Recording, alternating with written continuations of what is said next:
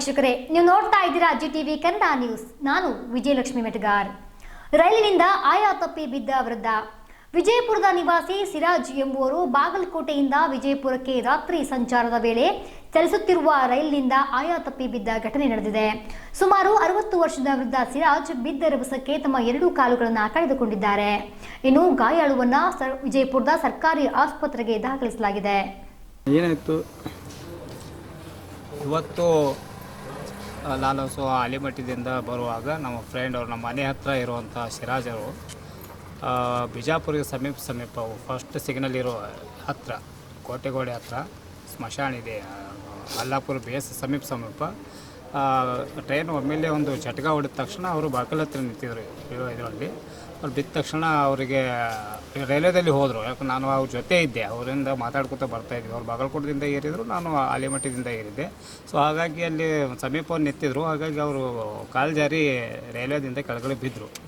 ಬಿದ್ದ ತಕ್ಷಣ railway fast ಇತ್ತು. ಹಾಗಾಗಿ ನಾನು ಸ್ಟೇಷನ್ಗೆ ಹೋಗಿ ಬರೋವರೆಗೂ ಅವ್ರ ಮಗನಿಗೆ ಫೋನ್ ಮಾಡಿದೆ, ನನ್ನ ತಂದೆಯವರು ಕೆಳಗಡೆ ಬಿದ್ದಿದ್ದಾರೆ ನೋಡಿ ಅಂತಂದೆ. ಅಲ್ಲಿಂದ ಬರೆಯೋವರೆಗೂ ಮಕ್ಕಳು ಅವರು ಎಲ್ಲ ಅಲ್ಲಿ ಓಣಿಯವ್ರು ಜಮಾ ಮಾಡಿ ಅವರಿಗೆ ಹಾಸ್ಪಿಟಲ್. ಅಂದ್ರೆ ಟ್ರೈನ್ದಾಗ ಎಲ್ಲಿಂದ ಬರತ್ತೀರ? ಇವರು ಬಾಗಲಕೋಟೆದಿಂದ ಏರಿದ್ರು. ಬಾಗಲಕೋಟೆಗೆ ಏನೋ ಕೆಲಸ ಇದೆ ಅಂತ ಹೋಗಿದ್ರಂತ.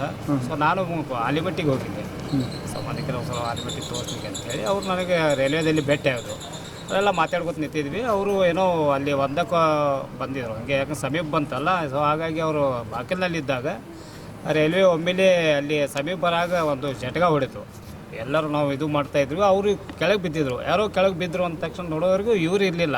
ಸೊ ಇವರೇ ಬಿದ್ದರು ಅಂತೇಳಿ ಅದನ್ನು ಇದು ಆಯಿತು, ಯಾಕಂದರೆ ಸಿರಾಜ್ ಅವರು ಹೆಸರು.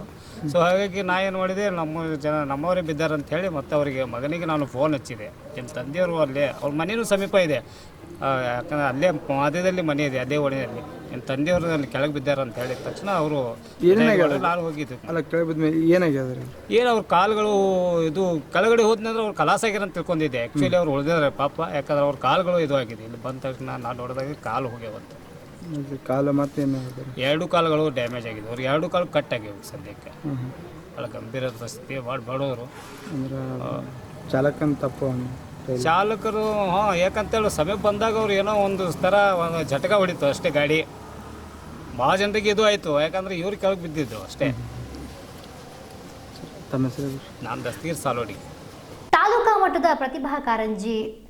ಜಳಕೆಯ ಶ್ರೀ ಸ್ವಾಮಿ ಸಮರ್ಥ ಶಿಕ್ಷಣ ಸಂಸ್ಥೆಯ ಶ್ರೀ ಬಸವ ಕಲಾ ವಾಣಿಜ್ಯ ವಿಜ್ಞಾನ ಪದವಿ ಮಹಾವಿದ್ಯಾಲಯ ಹಾಗೂ ಕ್ಷೇತ್ರ ಶಿಕ್ಷಣಾಧಿಕಾರಿಗಳು ಮತ್ತು ಕ್ಷೇತ್ರ ಸಮನ್ವಯ ಅಧಿಕಾರಿಗಳ ಕಾರ್ಯಾಲಯ ಚರ್ಚಣ ಇವರ ಸಂಯುಕ್ತಾಶ್ರಯದಲ್ಲಿ ತಾಲೂಕಾ ಮಟ್ಟದ ಪ್ರತಿಭಾ ಕಾರಂಜಿ ನಡೆಯಿತು. ಕಾರ್ಯಕ್ರಮವನ್ನು ಜ್ಯೋತಿ ಬೆಳಗಿಸುವ ಮೂಲಕ ಚರ್ಚನ ಬಿಇಒ ಮಹಾವೀರ ಮಾಲೆಗಾವೆ ಹಾಗೂ ಸಂಸ್ಥೆಯ ಅಧ್ಯಕ್ಷರಾದ ಎಂಎಸ್ ಪಾಟೀಲರು ಚಾಲನೆ ನೀಡಿದರು. ವಿದ್ಯಾರ್ಥಿಗಳು ತಮ್ಮ ಪ್ರತಿಭೆ ಪ್ರದರ್ಶಿಸಿ ಸಂಭ್ರಮಿಸಿದರು.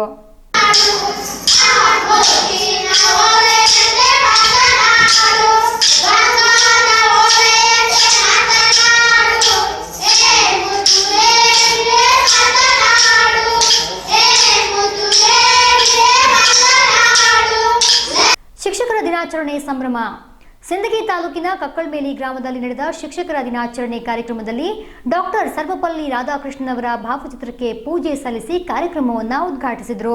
ಸಿದ್ದಲಿಂಗೇಶ್ವರ ಪ್ರೌಢಶಾಲೆಯಲ್ಲಿ ನಡೆದ ಸರಳ ಸಾಂಸ್ಕೃತಿಕ ರಕ್ಷಾಬಂಧನ ಹಾಗೂ ಶಿಕ್ಷಕರ ದಿನಾಚರಣೆ ಕಾರ್ಯಕ್ರಮವು 2006 ಮತ್ತು 2007ನೇ ಬ್ಯಾಚ್ನ ವಿದ್ಯಾರ್ಥಿಗಳಿಂದ ನಡೆಸಿದ್ದು ವಿಶೇಷವಾಗಿತ್ತು.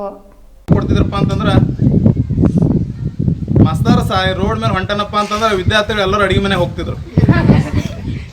ಇವತ್ತಿನ ದಿವಸ ಏನಾಗಿದೆಪ್ಪ ಅಂತಂದ್ರೆ ಈ ಜಗತ್ತು ಹೆಂಗೆ ಮುಂದೆ ಹೊಂಟೈತಿಲ್ಲ ಹಾಗೆಲ್ಲ ನಮ್ಮ ಸಂಸ್ಕೃತಿಯನ್ನು ನಾವು ಕಳ್ಕೊತಾ ಇದೀವಿ. ಏನೂ ಇಲ್ಲ ಸರ್, ಯಾಕಲೇ ಸಾಲಿಗೆ ಬರಲ್ಲ, ಯಾಕಲೇ ಇಲ್ಲಾಕೆ ನಿಂತಿ ಸರ್, ನಾ ಬರ್ತೀನಿ ನಡ್ರಿ ನೀವು ಮುಂದೆ, ಆ ಥರ ಭಾವನೆಗೆ ಇದು ಆಗಿದೆ. ಇದೆಷ್ಟು ಈ ಹೊತ್ತಿನ ಸುದ್ದಿ. ಮತ್ತಷ್ಟು ಸುದ್ದಿಗಾಗಿ ನೋಡ್ತಾ ಇರಿ ಜಿಟಿವಿ ನ್ಯೂಸ್. ಜಿ ಅಂದ್ರೆ ಇದು ಜೀನಿಯಸ್.